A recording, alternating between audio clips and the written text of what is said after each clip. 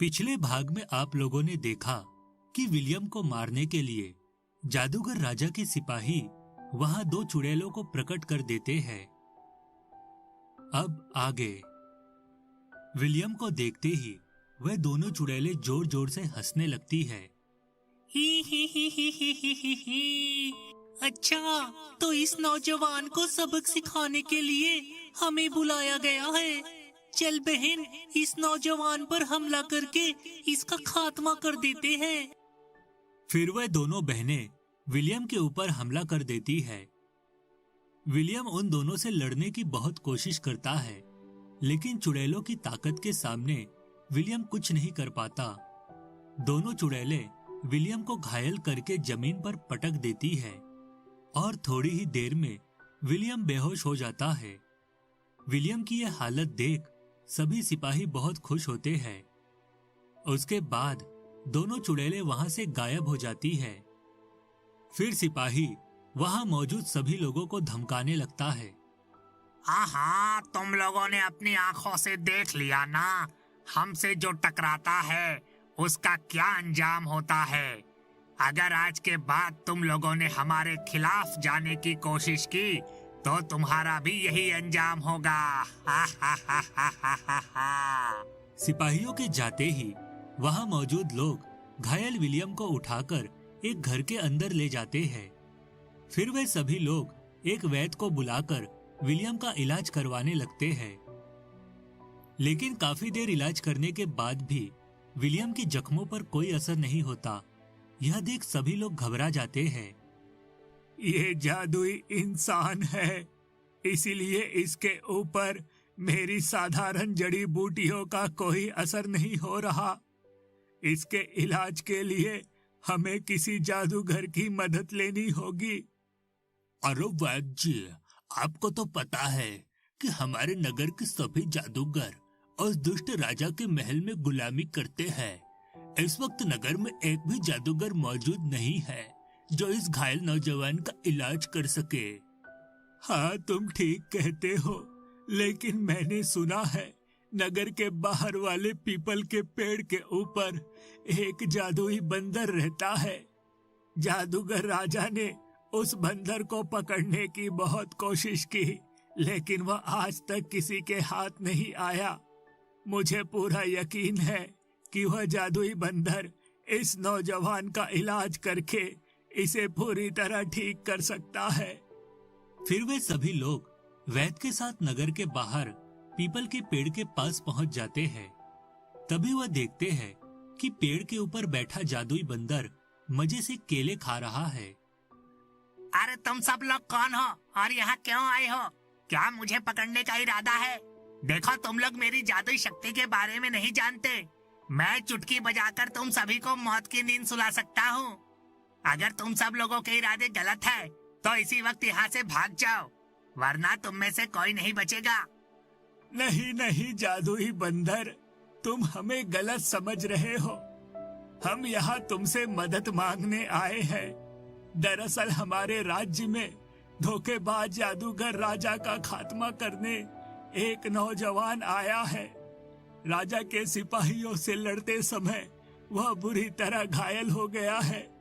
दरअसल वह एक जादुई नौजवान है, इसीलिए मेरी दवाइयों का उसके जख्मों पर कोई असर नहीं हो रहा।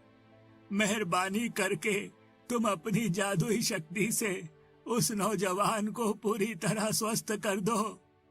देखो, मैं अपनी जादुई शक्तियों से उस नौजवान के सारे जख्मों को पल भर में ठीक कर सकता हूँ, लेकिन ऐसा करने में मेरा क्या फायदा होगा? देखो, यह समय फायदा नुकसान देखने का नहीं है। उस बहादुर नौजवान से हमारी बहुत सारी उम्मीदें जुड़ी है। वह लालची धोखेबाज जादूगर राजा को मारकर हमारे असली राजा रानी को गद्दी पर बैठाना चाहता है। तुम नहीं जानते, उस बेरहम राजा ने हम लोगों का जीना हराम कर रखा है। हम सभी तुमसे हाथ जोड़कर विनती करते हैं, जादुई बंदर, तुम हमारे साथ चलकर उस नौजवान को ठीक कर दो। फिर आखिरकार उन लोगों की मिन्नतें करने के बाद जादुई बंदर को उन पर दया आ जाती है और वह विलियम का इलाज करने के लिए तैयार हो जाता है। उसके बाद वे सभी लोग जादुई बंदर को विलियम के पास ले जाते हैं। अरे बाप रे, ये नौजवान तो बुरी तरह घायल है। इसका खून भी काफी बह चुका है, लेकिन तुम लोग चिंता मत करो, मैं अभी इसका इलाज कर देता हूँ। उसके बाद बंदर अपनी जादुई शक्ति से वहाँ एक बहुत बड़ा अनार प्रकट कर देता है। उस अनार के ऊपर एक बड़ी सी पाइप जुड़ी थी, जिसके दूसरे सिरे पर एक नुकीली सुई लगी हुई थी। बंदर उस सुई को विलियम के हाथों की नसों में घुसा देता है। खून देने वाला ये जादुई अनार है। अब थोड़ी ही देर में इस नौजवान को होश आ जाएगा। फिर देखते ही देखते विलियम होश में आ जाता है। उसके बाद बंदर अपने थैले से कुछ जादुई केले निकालकर विलियम को खिलाने लगता है। उन केलों को खाते ही विलियम के शरीर के सारे जख्म ठीक हो जाते हैं। यह देख वहां मौजूद सभी लोग राहत की सांस लेते हैं।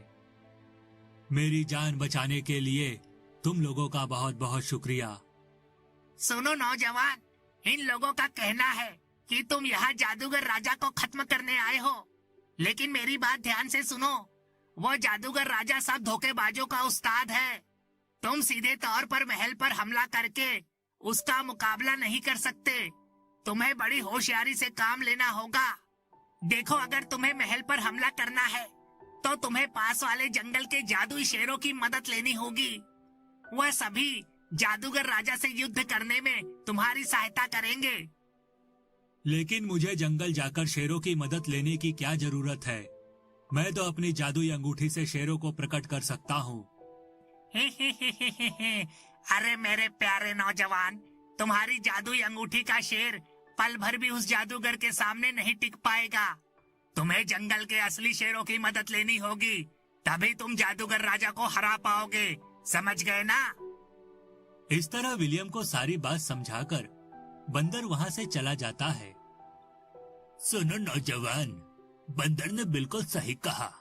तुम्हें पास वाले जंगल में जाकर वहाँ के शेरों से मदद मांगनी चाहिए, तभी तुम जादूगर राजा का मुकाबला कर सकते हो।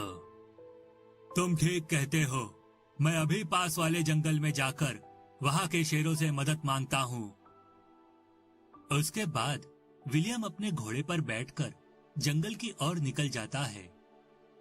विलियम जैसे ही जंगल की सीमा में दाखिल होता है कि तभी उसे अपने सामने एक बड़ा सा दरवाजा दिखाई देता है।